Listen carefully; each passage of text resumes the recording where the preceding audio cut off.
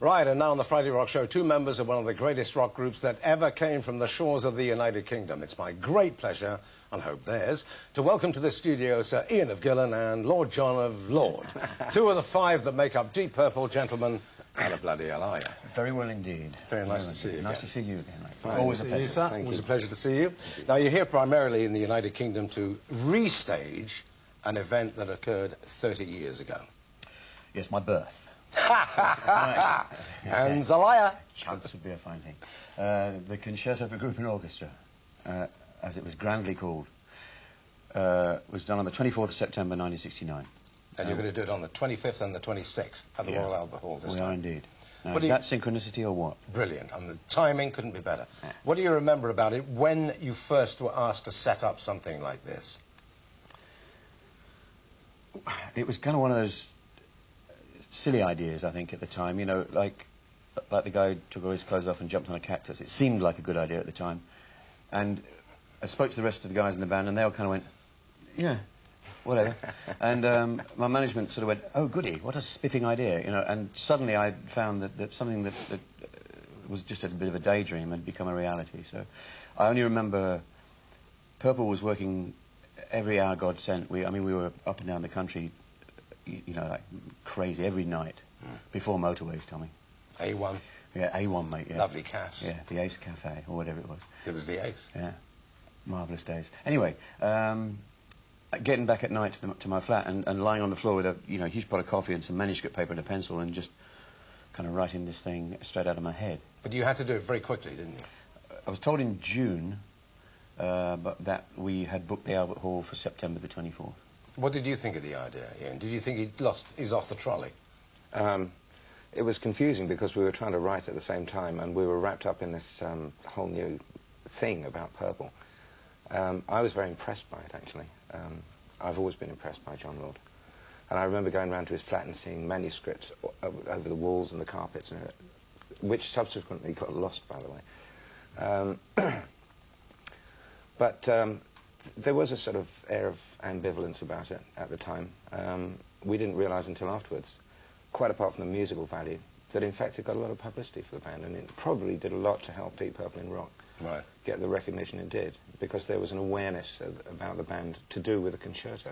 They thought, oh, these boys must be proper musicians, you know.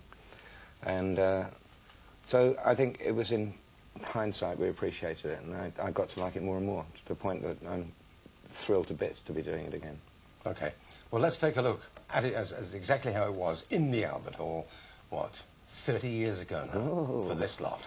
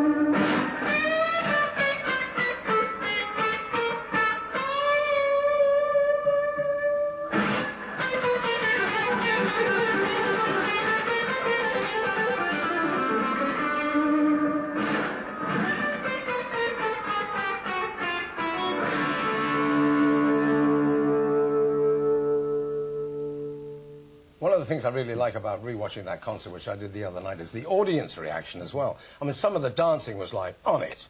I mean, if you saw dancing like that now, the person doing it would be arrested, I think. It was very strange to see. And did you catch there was one great shot of a guy in the second violins? No. Who could not possibly have been reading it. It was a very fast piece. And his fingers are just going up and down like that. And he looks over his shoulder at his mate and goes... You know what I mean? Did you get any respect, though? Was there respect from the classical musicians? Having said After a while. Yeah, of which you are. I mean, you're classically trained. Yeah, but I mean, I'm I'm a great dismisser of labels anyway. I'm just a musician, mate, you know, as are they. They are much more highly trained than we, but that doesn't make them any better. It just makes them different. Right. And I suppose there is a kind of a thing about standing in front of so many highly trained musicians, you know, each one of whom could play an incredibly difficult concerto written for their instrument, you know, standing on their head. So there is that kind of intimidation almost. But about half of them, I think, were into it. Okay. Half of them were definitely not. Well, we saw you at the keyboards. Ian, you're not going to get away too lightly. Take a look at this little bit here. Oh, dear, oh, dear.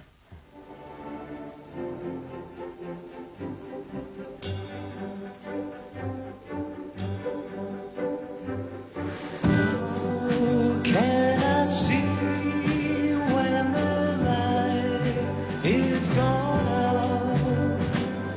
out? How can I hear when you speak so silently? More than enough is never too much. Hold out a hand, I'm so out of touch.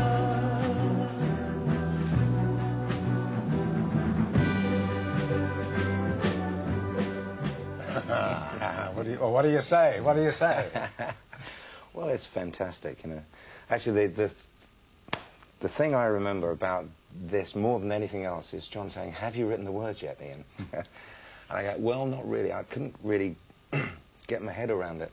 I said it every day for a month. I know, but, you know, there was always a bottle of wine handy. And, in fact, the lyrics were written just before the performance, weren't they? In an Italian restaurant on a napkin. Just round the corner. Just round the corner, yeah. Yeah, and then I had to learn them.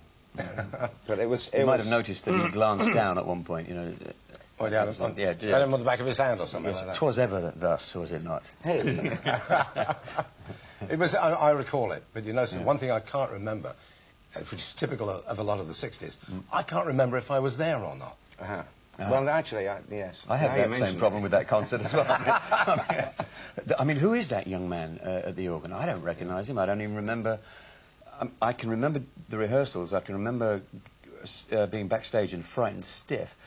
And I can remember afterwards the immense feeling of relief. I don't remember one single second of being on stage. Right.